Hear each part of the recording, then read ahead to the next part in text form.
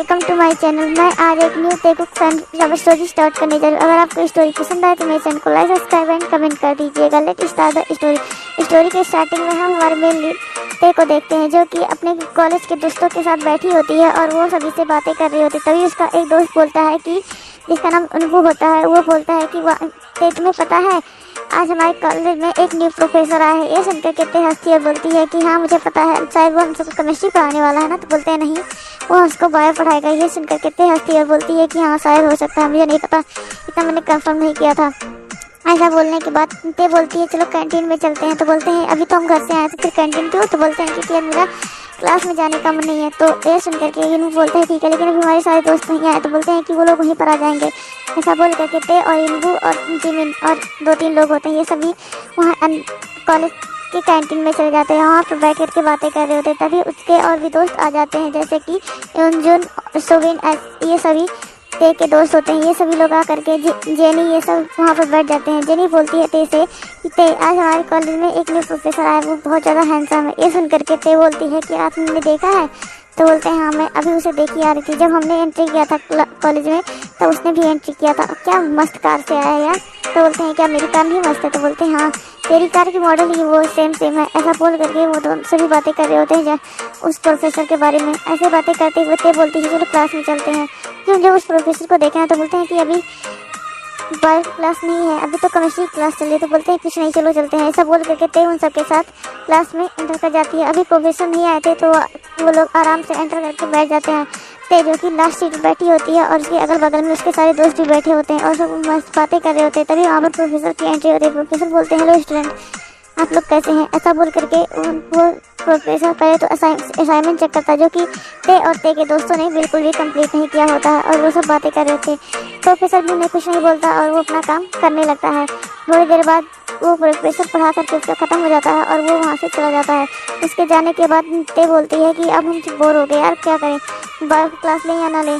तो इन बोलता है कि ले लेते हैं, वैसे भी तुझे उस प्रोफेसर को देखना था ना, तो इसमें क्या जाता है। ऐसा बोल करके वो सब बातें कर रहे। तब तक वहाँ पर दूसरी क्लास का टाइम भी हो जाता है और बेल लग जाती है। उसके बाद दूसरी क्लास के प्रोफेसर मतलब बायो के प्रोफेसर आ जाते हैं और उनके साथ साथ प्रिंसिपल भी होते हैं।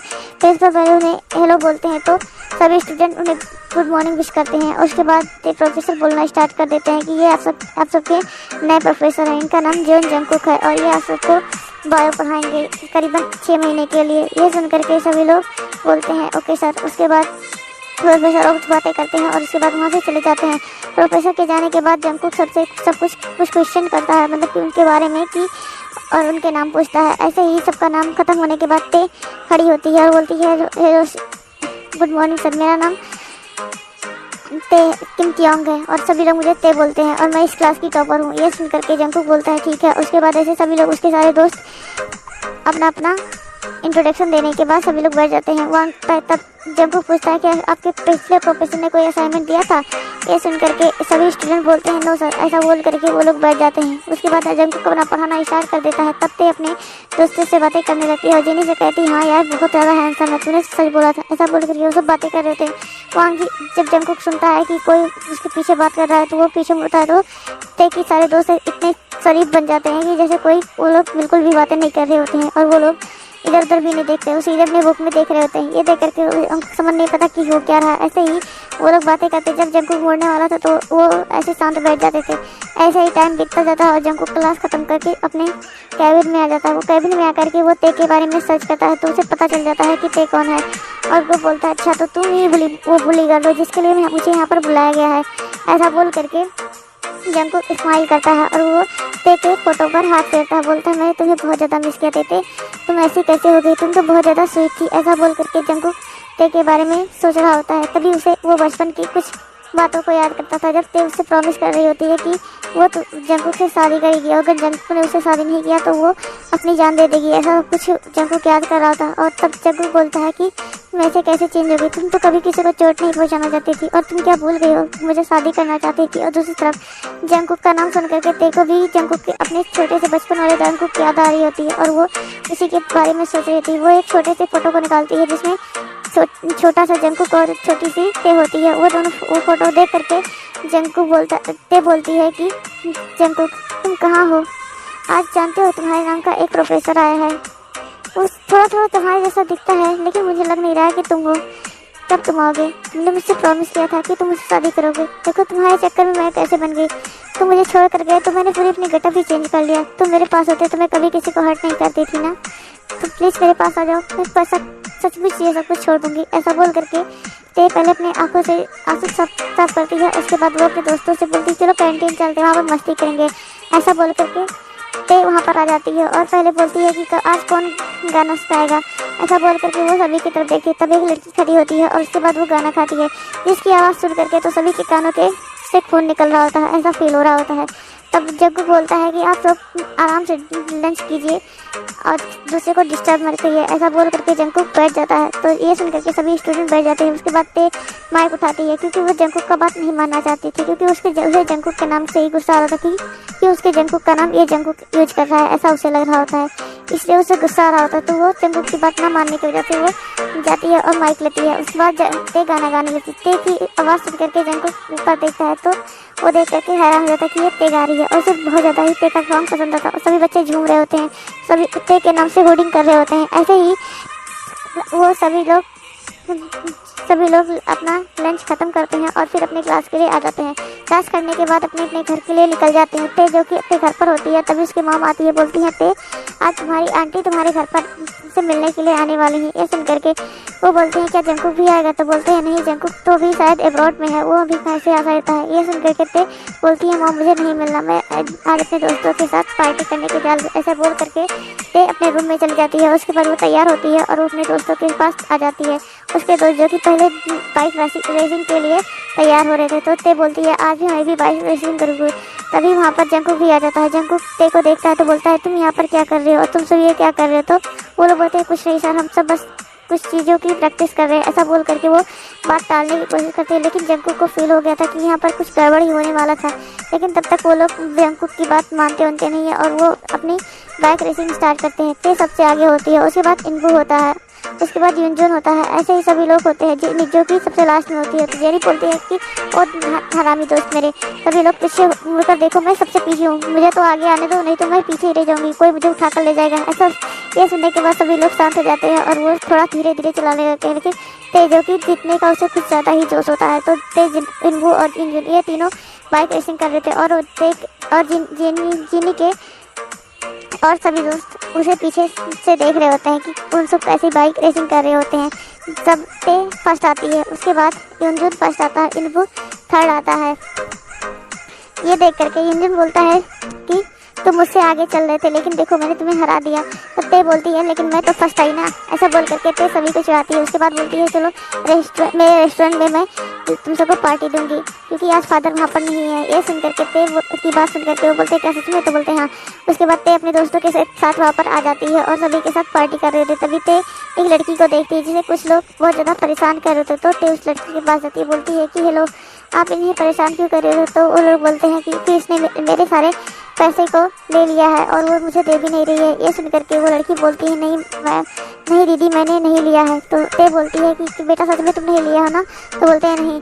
तो अपने कानों पकड़ करके वो ते से बोलती है। तो ये देख करके ते को बुरा लगता है और वो बोलती है कि तुम्हारे कितने पैसे गायब हुए हैं? तो बोलते हैं कि मेरे 3000 गायब हुए हैं। ये सुन करके ते गुस्सा हो जाती है, बोलती है 3000 के लिए तुम सबसे किसी छोटी सी लड़की को इतना ज़्यादा परेशान कर रहे थे, मैं अभी चेक करके बताती हूँ कि तुम्हारे पैसे गए कहाँ। ऐसा बोल करके ते CCTV फुटेज मंगाती है और वो चेक करके देखती है तो वहाँ पर उस आदमी ने कभी कोई पैसे निकाले ही नहीं थे। तो ये देख करके ते गुस्सा आता, बोलता है तुम हरामी इंसान, तुम झूठ बोल रहे थे। ऐसा बोल करके ते उस आदमी को मारने लगी है और जंकुक को सब कुछ दूर खड़ा करके देख रहा होता। बोलता है कि ये किस तरह की लड़की कितना बदल चुकी है। ते देखो उससे बिना मतलब का फाइट कर रही है और जंकुक ने पूरी बात नहीं जानी हो रही। तो वो ते के पास आता है, उसे दूर करता है। उसके बाद ते को डांटने लगता है और उससे इतना ज़्यादा गुस्सा आता है जंकुक को कि वो खींच करके एक तमाचा ते को मार भी देता है। तो ये देख करके ते के आंखों से आंसू गिरने लगते हैं। बोलते तुम्हारी इतनी हिम्मत कैसे हो गई कि तुम मुझ पर हाथ डालो? मेरे यहाँ तक मेरे मदर फादर ने कभी मुझ पर हाथ नहीं, मेरे दोस्तों ने कभी मुझ पर ऊंची आवाज में उससे बात नहीं की, तुम्हारी इतनी मेहनत कैसे हो गई, ऐसा बोल करके ते गुस्से में उसकी तरफ देखे, लेकिन जंकुक को अपने प्रोफेसर समझ करके जंकुक को छोड़ देती है और वो उन सबकी तरफ गुस्से से देखती है और वहाँ से चली जाती है। ऐसा ही ते अपने दोस्तों के पास आती है, बोलती है तुम सब अपना डिनर कर लेना, मैं जा रही हूँ घर। ऐसा बोल करके ते अपनी बाइक लेती है और अपने घर आ जाती है। ते आज बहुत ज़्यादा गुस्से में होती है, उसके अंकल आंटी वहाँ पर आए थे लेकिन वो किसी से बात नहीं करती और वो अपने सीधे रूम में चली जाती है। ऐसा ही टाइम बीतता जा रहा होता है और ते और जंकुक की बिल्कुल भी नहीं बन रही होती। एक दिन जंकुक ते से मिलने के लिए आता है उसके घर पे। जंकुक पूरी तरीके से ते को मनाने की कोशिश कर रहा होता, लेकिन उस दिन के बाद से ते ने बिल्कुल भी जंकुक के तरफ देखा भी नहीं था और वो जंकुक से थोड़ा सा भी हंस के या मुस्कुरा कर की बात नहीं करती। सभी टीचर से ते बहुत ज़्यादा हंस के मुस्कुरा के बात करती थी और सभी के साथ फनी प्रैंक भी किया करती थी, लेकिन कभी जंकुक से मुड़कर भी नहीं देखती थी। ये देख करके जंकुक को बहुत ज़्यादा बुरा लगता है और बोलता है कि क्या सच में उसकी मेरी गलती थी। तो वो ते के रेस्टोरेंट जाता है और वहाँ के सारे CCTV उस दिन के फुटेज निकालता है और उससे पता चलता है कि सच में उस जंकुक की ही गलती थी। जिसके बाद जंकुक ते से सॉरी बोलता है, लेकिन ते बोलती है कि कोई ज़रूरत नहीं है आपकी, वैसे भी आप मेरे लगते ही कौन है। ये सुन करके तो जंकुक को बहुत ज़्यादा बुरा लगता है, उसके दिल में बहुत ज़्यादा पेन हो रहा था और वो सोचता है कि क्या ते सच में तुम मुझे नहीं पहचानती, ऐसा तुम्हें दिल में सोच रहा होता है और वो ते वहाँ से चली गई होती है। ऐसे ही टाइम बीतता जाता है और एक दिन जंकुक ते के घर आता है और वो ते से मिलने के लिए उसके रूम में जाने होता है। तब जिन बोलती है कि जंकुक बेटा तुम कब आए, तो बोलते हैं कि मॉम मुझे आए 3 महीने हो गए हैं और मैं वैसे भी ते के कॉलेज में प्रोफेसर हूँ। ये सुन करके ते बोलती है, जब ते की मॉम बोलती है जिनकी क्या सच में, तो बोलते हैं कि वैसे जे हो पर आयु कहाँ है, तो बोलते हैं जे हो मॉम डैड अभी बिजनेस ट्रिप पे गए हैं, इसलिए मैं आपके पास उन्होंने मुझे भेजा है कि आप मेरा ध्यान रखेंगी। ये सुन करके ते जंकुक जिन बोलती है कि ठीक है तुम्हारा रूम तो तुम्हें पता है कि ते के सामने वाला है, तुम वहाँ पर जाकर अपना सामान रख लो। जिसके बाद जंकुक को जानबूझ करके यहाँ पर आया होता है और जिन भी ये जानती है कि वो ते के पास आया है, लेकिन वो कुछ बोलती नहीं है और उसके बाद वो अपने रूम में चला जाता है और पहले अपने कपड़े को फिक्स करता है। उसके बाद वो ते के डोर पर नॉक करता है तो ते दरवाज़ा खोलती है, बोलती है आप यहाँ पर क्या कर रहे हैं। तो ते जंकुक बोलता है मैं आज से आपका तुम्हारा नया पड़ोसी हूँ। ऐसा सुन करके ते बोलती है कि मेरा कोई पड़ोसी नहीं है। ऐसा बोल करके ते दरवाज़ा जंकुक के मुँह पर ही बंद कर दी, तो जंकुक फिर दरवाज़ा नॉक करता है। आज जंकुक ते को बहुत ज़्यादा आगाही करता है। इस गुस्से से ते दरवाज़ा बंद ही नहीं करती और वो गुस्से से जा करके अपने बेड पर सो गई होती है। ये देख करके जंकुक हंसने लगता है और वो ते के पास जाता है और वो अपने और ते के बचपन की फ़ोटो को देखता है। तो वो सोचता है क्या ते को मैं याद हूँ, लेकिन वो मुझे पहचानी क्यों नहीं। तो वो सोचता है क्या सच में ते मुझे इसलिए नहीं पहचानी क्योंकि मेरा चेहरा बदल चुका है, मैं बड़ा हो चुका हूँ। तो ऐसा सोच करके जंकुक बोलता है तो ते तुम्हारे जाने का टाइम आ चुका है। ऐसा बोल करके जंकुक ते के पास जंकुक दूसरे नंबर से कॉल करता है। तो ते उठती है और वो जंकुक जो कि अपने रूम में होता है और वो ते के पास कॉल करके बोलता है हेलो ते। तो ते बोलती है आप कौन। तो जंकुक बोलता है मैं जंकुक। तो जंकुक का नाम सुन करके ते बोलती है क्या आप मेरे प्रोफेसर हो। तो बोलते हैं नहीं मैं तुम्हारा जंकुक हूँ, क्या तुम मुझे भूल गई। तो बोलते हैं नहीं तुम्हें पता है आज हमारे कॉलेज में एक प्रोफेसर आया 3 महीने पहले और वो बहुत ज़्यादा ही बदतमीज है, उसे कुछ पता नहीं होता है लेकिन वो ऐसे दिखाता है सब कुछ मुझे पता है। एक बहुत ज़्यादा बुराई ही ते का जंकुक का ते कर रही होती है अब, और जंकुक जो कि बेचारा सुनना पड़ रहा होता है। ऐसे ही ते और जंकुक की बातचीत फ़ोन पर चल रही होती है और दूसरी तरफ जंकुक ते को इम्प्रेस करने में लगा होता है, लेकिन ते जो कि भी जंकुक पर ध्यान नहीं दे रही होती, वो सिर्फ अपने फ़ोन वाले जंकुक पर ध्यान दे रही होती है। ये सब कुछ जंकुक से अच्छा नहीं लगता और वो एक दिन ते को प्रपोज करने के लिए सॉरी फीलिंग कर लेता है और वो ते को मैसेज करके बोलता है ते यहाँ पर आ जाना। ऐसा बोल करके ते से मिलने के लिए जंकुक उस जगह पर पहुंच जाता है। वो बहुत अच्छे से जिसको डेकोरेट किया होता है। जब वहाँ पर ते आती है तो वो देख करके शॉक हो जाती है और धीरे से जंकुक के पास जाती है और उसके पीछे उल्टा मुंह करके ते खड़ा होता है। जब खड़ा होता है तो ते उसके पास जाती है, उसे टच करती है तो जंकुक के पीछे मुड़ता है तो ते बोलती है तुम यहाँ पर क्या कर रही हो, यहाँ पर मेरा जंकुक आने वाला है। ये सुन करके ते बोलती है जंकुक बोलता है क्या तुमने नहीं पहचाना। ते तो बोलते हैं नहीं तुम कौन हो, तुम मेरे जंकुक को। तो बोलते हैं नहीं। ते बोलती है नहीं तुम मेरे जंकुक नहीं हो सकती क्योंकि मेरा जंकुक कभी मुझ पर हाथ नहीं उठा रहा था, वो मुझसे बहुत ज़्यादा प्यार करता था, तुम मेरे जंकुक नहीं। ऐसा बोल करके ते भागने लगती है तो जंकुक उसका हाथ करके खींच लेता है, बोलता है ते तुम ऐसा मत करो प्लीज़, मैं तुमसे बहुत ज़्यादा प्यार करता हूँ, सॉरी उस दिन मेरी गलती थी, मैंने तुमसे माफ़ी मांगी थी, प्लीज़ मुझे माफ़ कर दो। तो ते बोलता है कि नहीं तुम्हें मैं माफ़ नहीं कर सकता। तो जंकुक अपने घुटनों पर बैठ जाता है, बोलता प्लीज़ ते अब मुझे इस तरह इग्नोर मत करो, मैं तुम्हारे इस इग्नोर को सह नहीं पा रहा हूँ, बहुत दिनों से तुम्हारे इग्नोर को मैं सह रहा हूँ, इसलिए मैंने सोचा कि मैं तुम्हें बता देता हूँ। ये सुन करके ते बोलती है क्या तुम उस फ़ोन पे तुम भी मुझसे बातें करते थे। तो बोलते हैं हाँ।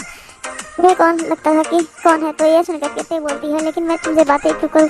ऐसा बोल करके ते वहाँ से चली जाती है। तो जंकुक बोलता है कि अब तुम मुझसे बातें करोगे क्योंकि मैं अब सीधे मॉम डैड को तुम्हारे घर लेकर आऊँगा। ऐसा बोल करके जंकुक आज अपने घर जाता है। उसके बाद अपने मॉम डैड से बात करता है। जिसके बाद आयु और जेहोब भी तैयार हो जाते हैं और जिमिन जो कि उसकी इंगेजमेंट तय हो चुकी होती है। तो ते बोलती है क्या तुम अरेंज मैरिज करने वाली हो जिमिन? तो बोलते हैं हाँ क्या करूँ, मुझे कोई प्यार हुआ ही नहीं और मॉम ने जिससे मेरी शादी फिक्स कर दी है अब मैं उससे शादी करने वाली हूँ।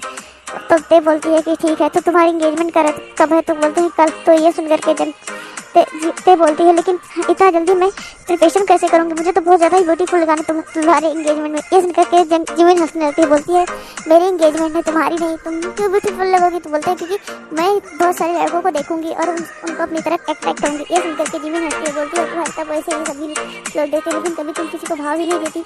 तो ये सुनकर के जिमिन बोलती है वो तो मेरे सिर्फ जंकुक के लिए है। ऐसा बोल करके ते स्माइल करती है लेकिन तभी उसे जंकुक की सारी बातें याद आती है। तो वो गुस्सा हो जाती है, बोलती है नहीं मैं किसी और को अपने पास अटैक करूँगी क्योंकि मुझे अब कोई और चाहिए। ये सब कुछ जंकुक सुनता होता है दूर खड़ा होकर के और उसे बुरा लगता है कि जिनसे सच में मुझसे नफरत करती है। तो वो अपने मॉम के पास कॉल करके बोलने ही वाला था लेकिन तभी ते की वो बात सुनता है कि ते क्या कह रही है। तो जिमिन पूछती है कि क्या ते सच में तुम किसी और के पास जाने वाली हो? तो ते बोलती है नहीं, तुम्हें पता है कि मैं जंकुक से कितना ज़्यादा प्यार करती हूँ, भाई बचपन से उसका इंतजार कर रही थी।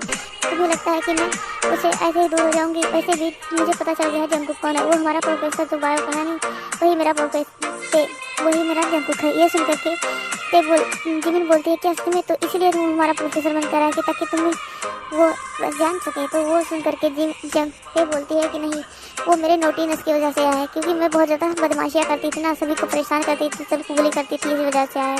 कॉलेज में मुझे उसे यहाँ पर लाया है। ये सुन करके जिमिन हंसने लगती है, बोलती है कॉलेज ने तुम्हारे लिए तो एक फ़ायदा का काम कर दिया। तो ते बोलती है कि शायद हो सकता है। ऐसा बोल करके ते और जिमिन और सभी जेनी सब कुछ सुन रही होती है। जेनी बोलती है कि वैसे मेरी भी इंगेजमेंट फिक्स हो चुकी है इनवू के साथ। तो जेनी बोलती तो ये सुन करके इनवू बोलता है कि ये तो मैं ते को सरप्राइज़ देने वाला था लेकिन तुमने सब कुछ खराब कर दिया। तभी सुबिन बोलता है कि मुझे भी कुछ तुम्हें बताना है।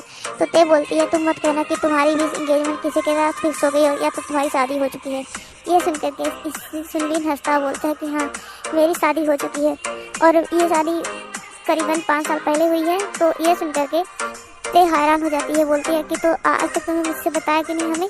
तो बोलते हैं क्योंकि मैं नहीं चाहता था कि तुम मुझे ऐसे नज़र से देखती इसकी शादी कैसे हो सकती है क्योंकि हम दोनों जब छोटे थे तभी हमारी शादी हो चुकी थी, करीबन हम सब 16-17 साल के थे तभी। ये सुन करके ते बोलती है तो तुम्हारा वाइफ कौन है? तो बोलती है कि क्या तुम इंजन को नहीं जानती? तो बोलते हैं इंजन तो हमारा दोस्त ही है ना, तो उसे तो ये दोस्त ही है ना।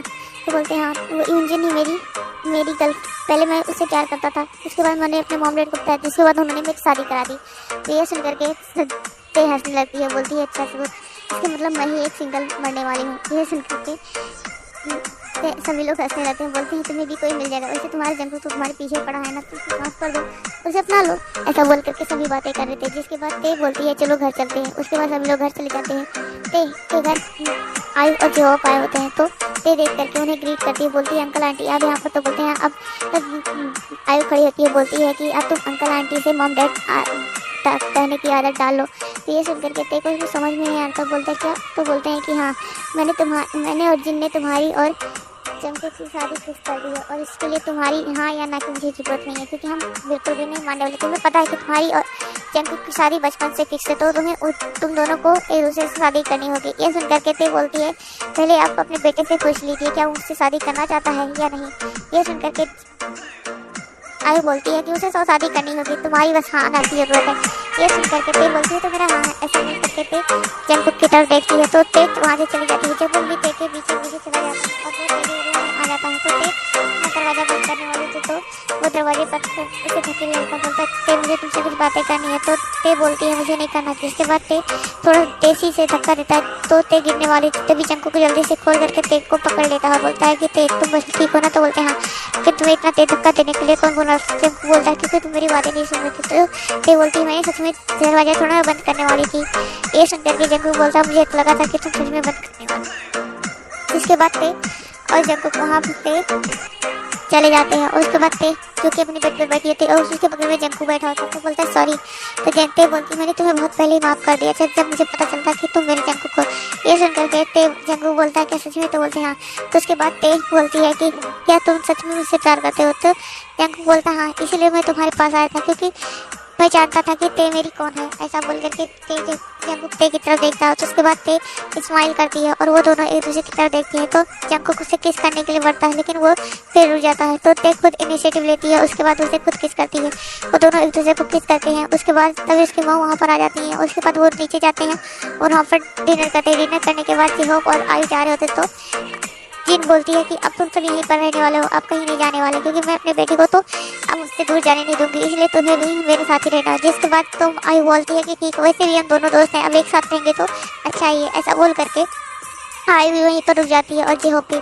ऐसे ही सभी की शादी का दिन आ जाता है। पहले तो जिमिन और सुगा जी जिसके साथ जिमिन की एंगेजमेंट फिक्स हुई थी, वो एक बड़ा बिजनेसमैन है और वो जंकुक का दोस्त भी है। जब ते को ये पता चलता है तो ते जिमिन को बहुत ज़्यादा चिढ़ाती है और बोलती है कि तुम्हारा दोस्त मेरे जंकुक का दोस्त तुम्हारा हस्बैंड बनने वाला है, इसका मतलब हम हमेशा साथ ही रहेंगे। ऐसा बोलकर वो सिर्फ मस्ती करते हैं और वहाँ पर उन दोनों की इंगेजमेंट हो जाती है। इंगेजमेंट होने के बाद ते बोलती है कि हम सब इंगेजमेंट करने वाले हैं। तो जंकुक बोलता है कि इन दोनों की इंगेजमेंट हो रही है लेकिन इन सबसे पहले हमारी शादी होगी। ऐसा बोल करके जंकुक स्माइल करता है। जिसके बाद वो अपने मॉम डैड के पास आता है, बोलता है मुझे मॉम डैड जल्द से जल्द शादी करनी है। तो जिन बोलती है कि वैसे भी तुम्हारी शादी 2 दिन बाद ही है। तो बोलते हैं नहीं, मुझे कल शादी करनी है। तो जिन बोलते हैं नहीं, तुम्हारी 2 दिन बाद ही शादी होगी और इसमें हाँ या ना कि मुझे कोई दिक्कत नहीं है। ऐसा बोल करके ते उन दोनों को चुप करा देती है। जिसके बाद ते और जंकुक अपनी शादी की शॉपिंग में लगे रहते। दूसरी तरफ सबकी शादी की शॉपिंग चल रही होती है। जेनी और इनबुक की उधर शादी की शॉपिंग चल रही होती है। जेमिन और सुगा की उधर शादी की चल रही होती है। सभी लोग अपने अपने पार्टनर के साथ शादी की शॉपिंग करने के लिए गए होते हैं और सभी लोग आराम से शॉपिंग कर रहे होते हैं।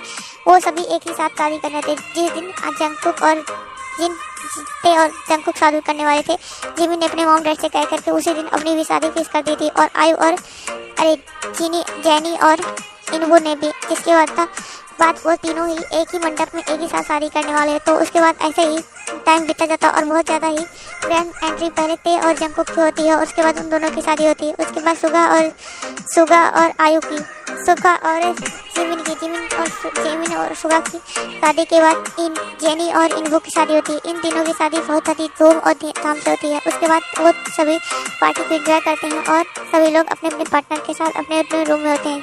ते जो कि बेड पर बैठी होती है और जंकुक के आने का इंतजार कर रही होती है। तब वहाँ पर जंकुक आता है, उसे किस करने लगता है, उसके दोस्त को खोलने लगता है। तो ते बोलती है कि जंकुक ये क्या कर रहे हो? तो जंकुक बोलता है मैंने तुम्हारा बहुत इंतजार किया। जिसके बाद वो ते के साथ इंटीमेट हो जाता है। दूसरी तरफ जेनी जो कि अपने बेड पर बैठी होती है और वो वहाँ पर इनबू आता है और इनबू ते की जंकुक जेनी की तरफ देखता है, बोलता है जेनी क्या मैं? तो जेनी बोलती है हाँ। जिसके बाद इनबू भी जेनी के साथ इंटीमेट हो जाता है। और दूसरी तरफ सुगा जो कि बेड पर बैठ करके बहुत ज़्यादा सोच रहा होता है, तब वहाँ पर जिमिन अब खुद फ्रेश होकर आती है। तो बोलती है आप भी फ्रेश हो जाइए।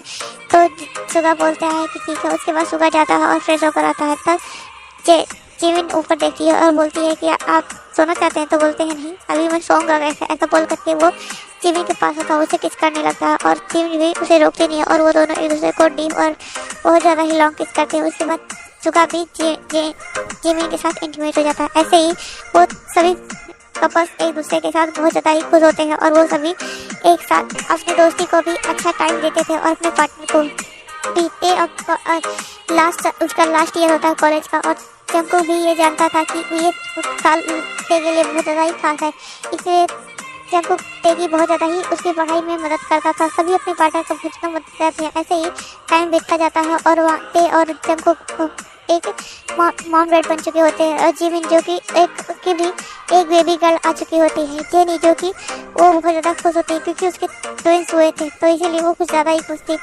और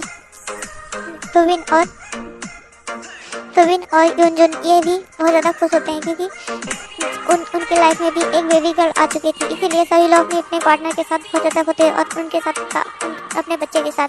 इसी के साथ ये स्टोरी खत्म होती है। अगर आपको पसंद आई होगी तो मेरे चैनल को लाइक, सब्सक्राइब एंड कमेंट कर दीजिएगा। Thanks for watching this story.